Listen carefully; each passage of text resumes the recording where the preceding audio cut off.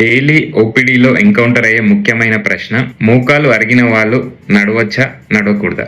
ఈ ప్రశ్న కనుక మీకైతే ఉంటే ఈ వీడియో మీకోసమే. సాధారణంగా రెగ్యులర్ గా వాకింగ్ చేసే వాళ్ళు, ఫిజికల్ గా యాక్టివ్ గా ఉన్న వాళ్ళల్లో ఈ మోకాలు చుట్టుపక్కల ఉన్న కండరాలు చాలా గట్టిగా ఉంటాయి. దాని వల్ల మోకాల మీద ప్రభావం, లోడ్ పడడం అనేది చాలా తక్కువగా ఉంటుంది. సో వాళ్ళు మోకాలు నొప్పి రావడం చాలా రేర్ గా ఉంటుంది. అండ్ ఫిజికల్ యాక్టివిటీ లేని వాళ్ళల్లో ఈ కండరాలు వీక్ గా ఉంటాయి. సో వాళ్ళల్లో మోకాలు నొప్పులు త్వరగా వస్తాయి. ఆల్రెడీ మోకాలు నొప్పి ఉన్న వాళ్ళు నడవడం స్టార్ట్ చేయడం చాలా మంచిది. సో ఈ వాకింగ్ వల్ల బెనిఫిట్ ఏంటంటే ఆ కండరాలు అనేది గట్టిగా పడతాయి.